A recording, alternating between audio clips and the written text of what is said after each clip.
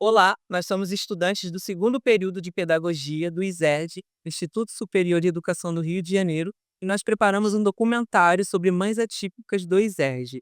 Esse documentário é um trabalho para a disciplina Antropologia e Educação. É uma etnografia, que se trata de um estudo de campo de determinada cultura ou grupo social. O ISED prepara educadores para a formação de responsabilidade social e inclusão. E quando falamos sobre mães atípicas e seus filhos, falamos também da importância de uma escola preparada para acolher essa diversidade. As mães atípicas são elas que vivem uma maternidade diferente, marcada por desafios que muitos nem imaginam. As mães atípicas são mulheres que enfrentam diagnósticos, terapias e lutas diárias, mas que transformam tudo isso em amor e força. Neste documentário, você vai conhecer histórias de coragem e afeto. O nosso tema ele fala sobre essas mães, uma parte da comunidade escolar que quase não recebe apoio quando são seus filhos. A gente quer mostrar a realidade dessas mulheres, suas histórias, vivências e desafios. De acordo com o estudo realizado pela Universidade Federal do Rio de Janeiro, a UFRJ, o Brasil avançou muito na inclusão escolar. Quase 9 em cada 10 alunos atípicos estão em salas convencionais com infraestrutura e suporte educativos que melhoraram ao longo do tempo, e políticas legais apoiam esses avanços. A finalidade do nosso trabalho é mostrar as dores, vivências, obstáculos e o mais puro amor que essas mães que ficam à margem têm pelos seus filhos atípicos, fazendo com que você, telespectador, tenha uma nova percepção das lutas delas. E quais são esses direitos que essas crianças têm sobre as escolas particulares e públicas que a gente vê hoje em dia? No Brasil, existem legislações que garantem os direitos e a permanência das crianças em todo o período escolar.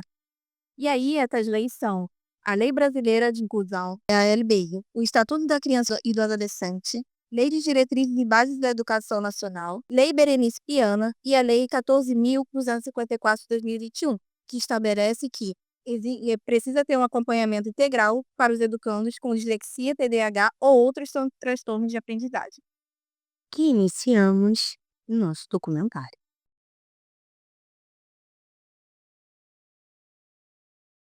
João Eric Vieira tem 10 anos. Então, na realidade, eu tenho 3 filhos dentro do espectro. O Luiz Fernando, de 14 anos, o Yuri, com 11 e a Maria Fernanda, com 10. O nome dele é Isaac, ele tem 8 anos e ele é autista. Agnes, 9, TEA e deficiência intelectual. Meu filho é Eduardo Sena da Silva Rodrigues, ele tem 9 anos. Meu filho é do espectro do transtorno autista.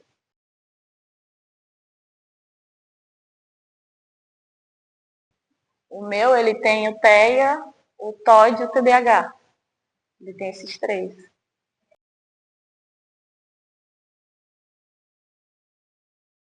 Assim, eu tô com essa demanda, essa experiência do meu filho, a gente está aqui há 3 anos, entendeu? Então a gente está brigando há 3 anos pelo direito dele, para garantir o direito dele aqui dentro. Infelizmente, não está sendo atendido, entendeu? Então, assim, é igual teve agora o dia da inclusão, dia 2 de abril.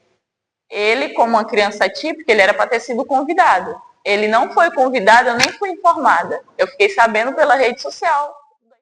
Existem muitos desafios no ISERD. Existem alguns atravessamentos que a gente viveu, inclusive, este ano. Mas eu percebo que o Isaac está aprendendo na sala de aula. Né? Eu tinha que ensinar o Isaac dentro de casa. Então, assim, nem os professores sabiam como, muitas vezes, ensinar uma determinada matéria. Parecia até que o Isaac tinha mais dificuldades do que de fato tinha.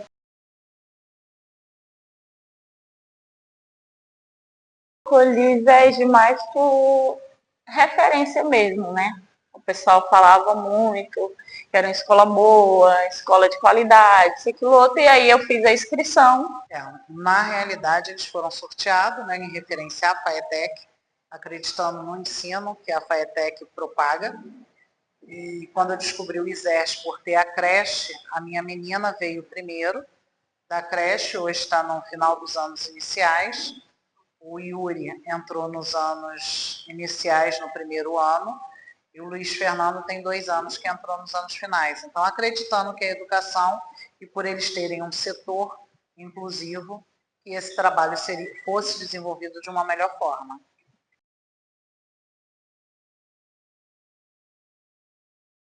E, infelizmente, eu vou ser sincera com você, a escola não dá suporte para quem é nível 1 de suporte, tá? Ela não tinha mediador, ela não tinha PEI, minha filha, tá? Hoje ela é nível 2 de suporte, ela teve um problema que acontece. A Agnes tem a parte motora muito debilitada, então ela não consegue ainda se vestir totalmente, comer sozinha totalmente, coisas que a gente tem que fazer, né, para sobreviver no dia a dia. Para o meu filho, como eu falei, como ele disse que ele não tem a demanda, que eu não sei qual a demanda adequada, eu não sei. Eu sei que para o meu filho tem laudo, é laudado, tudo fechado direitinho. Para o meu filho, não. Meu filho não tem essa assistência. Não tem mediadora, não tem prova adaptada, não tem esse olhar, não tem esse amor que a gente sabe que essa área precisa, essas crianças precisam.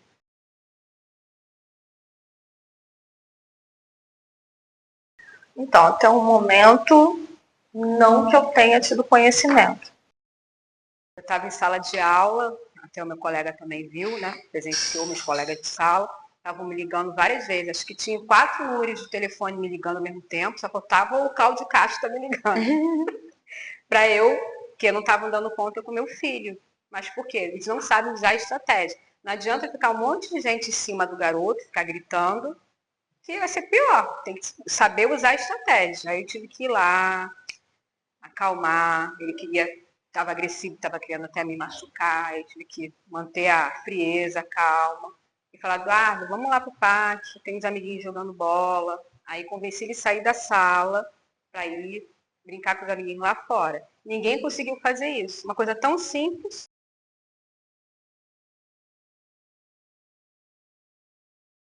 Assim, a gente escuta que sempre a casa do vizinho é melhor, né? A casa do outro é sempre a melhor, a casa do outro. Então a gente tem que tentar resolver a nossa. É isso que eu acho, a gente tem que tentar resolver aqui. Não é mudar ele de instituição, não é mudar ele de escola, de turma, como já foi sugerido. É resolver o que tem que resolver, entendeu? Não, infelizmente, aqui no Rio de Janeiro ainda está a desejar. Essas questões com crianças neurodivergentes, né, atípicas, está muito a desejar. Ele estudou numa escola antes dessa daqui, que ele fala até hoje, que é o CEPAC, mas é uma escola filantrópica, então só tem até o pré-2. Lá ele foi bem acolhido. No início, foi pós-pandemia, ele estranhou, normal, porque foi aquele período que todas as crianças ficaram dentro de casa, né? Aí para ele foi meio sofrido. Mas depois, passada essa fase aí, ele fala até hoje do CEPAC. Então, porque ele foi bem acolhido nessa escola.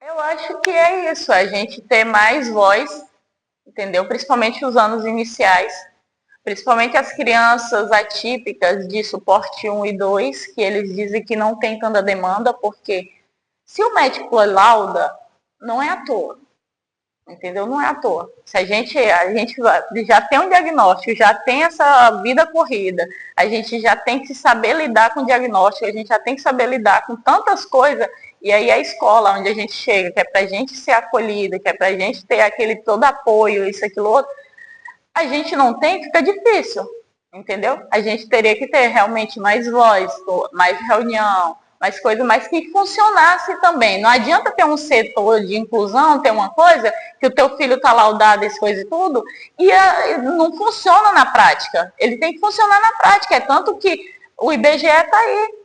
As nossas crianças é 4%.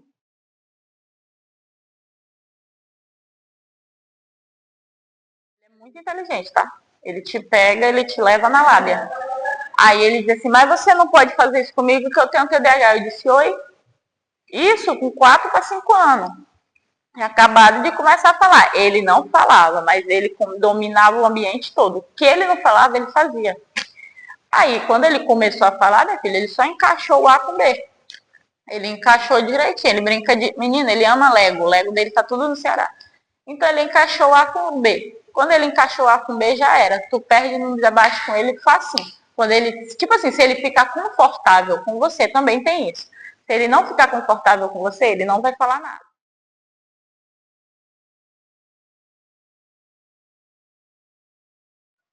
Não tem estrutura para isso, infelizmente. Eu não consigo. Inclusive, esse ano, a gente não teve contato com ninguém da inclusão. Para você ver como é que é, a gente já está no meio do ano.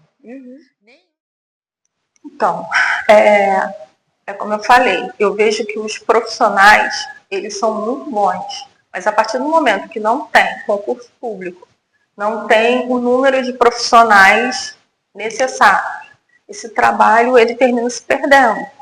Porque, por exemplo, eu já vi que a equipe da inclusão, ainda que sejam profissionais que entendam o que deve ser feito, não tem como fazer um trabalho de qualidade com meu filho, porque tem que fazer com um número muito grande de crianças. Então, eles não vão fazer, eles sabem como fazer, mas eles não vão conseguir dar conta de fazer um trabalho de alta qualidade, como eles poderiam, né, se não há profissionais para isso. A estrutura do ISERJ não é adaptada, né? Ela falta muita coisa, inclusive a gente rebate muito quando se fala do cadeirante, como a gente tem um aluno aí dentro, tem um projeto de elevador, tem projeto de acessibilidade, mas são projetos que já tem algum tempo que não saem do papel e não é legitimamente instalada aqui. Quanto à gestão, a nova gestão, ela trouxe uma estrutura ainda arcaica, está tentando fazer alguma coisa, mas ainda falta muito. E quanto aos profissionais, a gente hoje tem, através do contrato temporário, profissionais que trabalham a educação inclusiva, mas infelizmente dentro do ISERJ a gente ainda tem muito profissional que não se atualizou e não quer se atualizar dentro da educação inclusiva.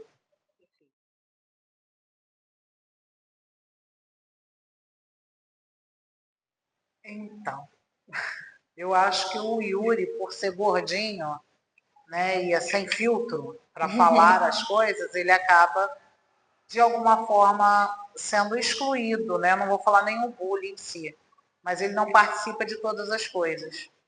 E o Luiz Fernando, por ser mais velho, ele mesmo já se isola. Ele escolhe aquele grupinho, ele tem um grupinho das colegas dele, se coloca ali, e para se abrir para outros é um pouco mais complicado.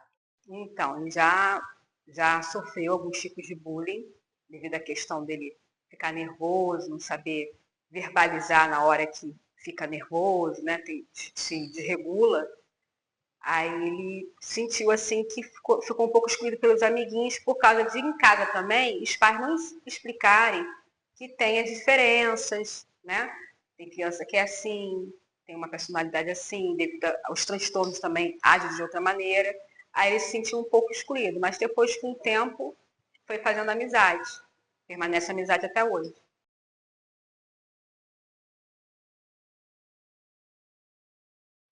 Eu enxergo que a FAETEC deveria tentar colocar mais material assistivo, laboratório, né, esse laboratório de experiência, o treinamento com os profissionais, por exemplo, temporário. A gente está num cargo muito grande hoje em dia dentro da instituição de profissionais que são temporários, né?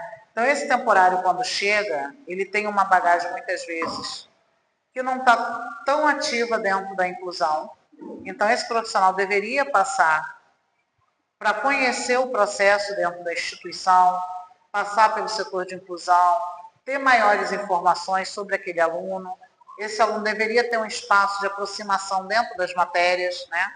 Os laboratórios de ciências. Teve uma professora ano passado que utilizou muito o laboratório de ciências com o 6º ano. E as crianças atípicas, principalmente, se desenvolveram muito, entenderam a lógica, né? O processo das células, de fungo, de outras questões. Então, acho que é o uso do mostrar, a prática, é essencial para essas crianças e eu não vejo muito esse esquema. Então, o recado que eu dou é nunca desistir, tem que correr atrás, né, dos direitos das crianças autistas ou de outros tipos de deficiências e correr atrás também de darem ouvido pro que as mães pedem, entendeu? Dar mais atenção para as questões que faltam nas escolas, nos esportes também. Tem que ter mais inclusão, porque só existe a palavra, mas assim, na prática não é bem assim, infelizmente.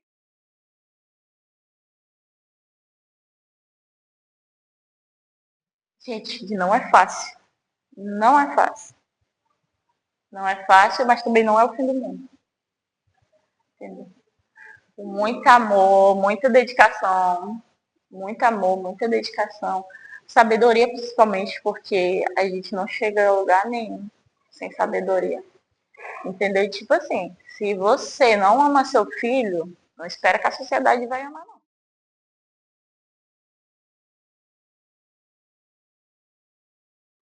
O diálogo dele, por isso que eu digo, ele retroagiu muito, porque ele mudou muito até nisso, entendeu? Até na maneira dele pensar. Porque, tipo assim, ele tinha uma folha em branco, ele tem um mundo para escrever ali.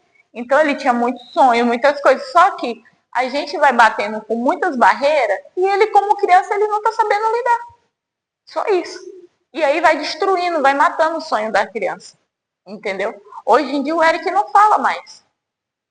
Hoje em dia ele não fala mais. Infelizmente, o meu filho não fala mais. Eu sinto que meu filho, o diálogo é outro. Entendeu? Hoje em dia, meu filho não é. A pessoa diz assim, só quer saber de brincar. Isso aqui não é. É porque ele tá vendo que não tá fluindo. Entendeu? Não tá adiantando. Por mais que coisa eu diga a ele, filho, só estudo, não sei o quê, você tem que estudar, você isso. Ele tá vendo que ele tá fazendo esforço para isso, aquilo, outro. É tipo uma questão mesmo de prova de sala de aula.